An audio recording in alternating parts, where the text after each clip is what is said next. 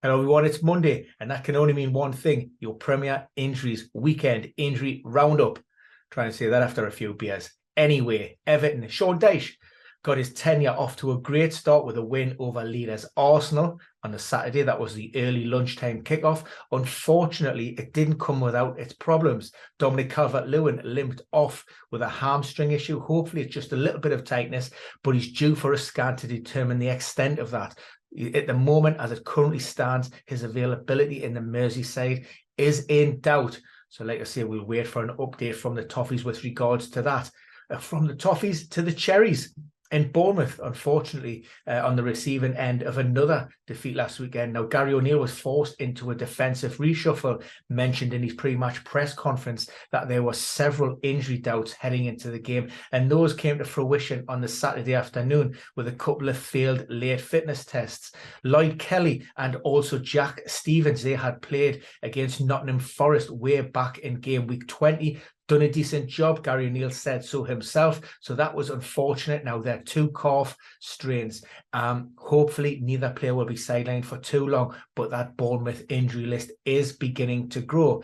Anthony Martial, once again, he was missing from the Man United squad, picked up another injury in the Carabao Cup second leg against Nottingham Forest. Just can't seem to get his season going. That's his fifth time loss absence. We're going to be touching upon this in a short, which will go live on Tuesday. So keep your eyes and ears peeled on that one. Lots of data, a couple of comments from Eric Ten Hag. Hopefully you will like that.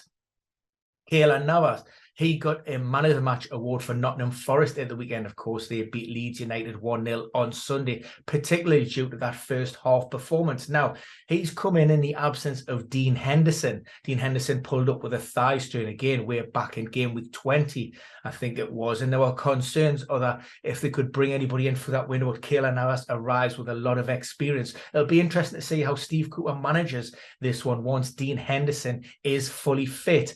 Now, with regards to a return to play timeline, nothing definitive, but we did hear Steve Cooper said the goalkeeper on loan from Manchester United is some way off. However, what I would say is you take that with a pinch of salt, because we've seen the return of Morgan Gibbs-White at the weekend. Now, he picked up an ankle problem in that first leg tie against Manchester United. We heard from Steve Cooper during the week. He said, again, we don't know the extent of it. He is a quick healer, but suffice to say, he will not face Manchester United and he will not be available in the short term.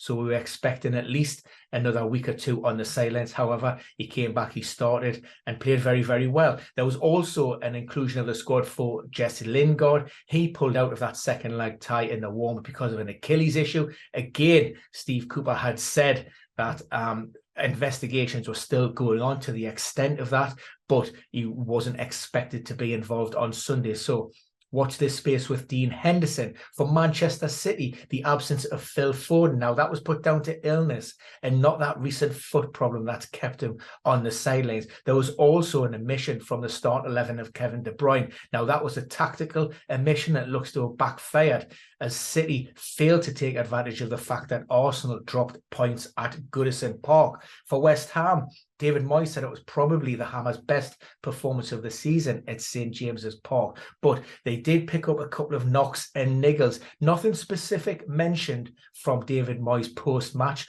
but we do understand that Kira, he was replaced at the break because of a tight hamstring, so hopefully just a precaution, but he will be sent for a scan. Also, we've seen Vladimir Sufal play until around about the 90th minute, I think it was. He had been managing an ongoing shoulder injury all throughout the game, in constant dialogue with the Hammers boss. But like I say, he came through that, and it almost looked as if it was a little bit of cramp that forced him on off in the end. Areola, he was omitted from the matchday squad after pulling up the hamstring problem in training. We also seen the return of Danny Ings, responded really well to injections in his knee for that problem that he picked up on his debut.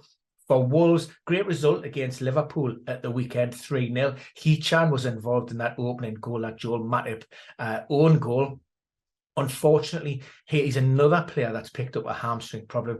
Now, he actually pulled up the mechanism as he was sprinting. That's a good indication that could be fairly high up, more towards that tendon, and those tend to be a little bit more severe than maybe those problems that right down in the belly of the muscle. So, like I say, we're expecting a few weeks at least on the sidelines for He-Chan. Assessments are ongoing.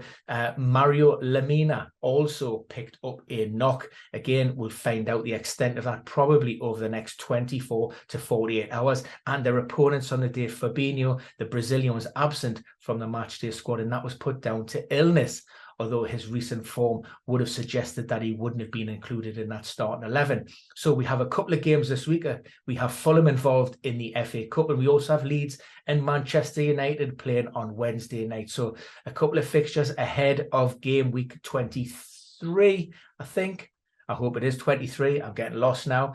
But if there are any more further updates, please always check out premierinjuries.com or at Dinnery on Twitter. Or, of course, pop any comments in the box below, and I'll try to get back to you as soon as I can.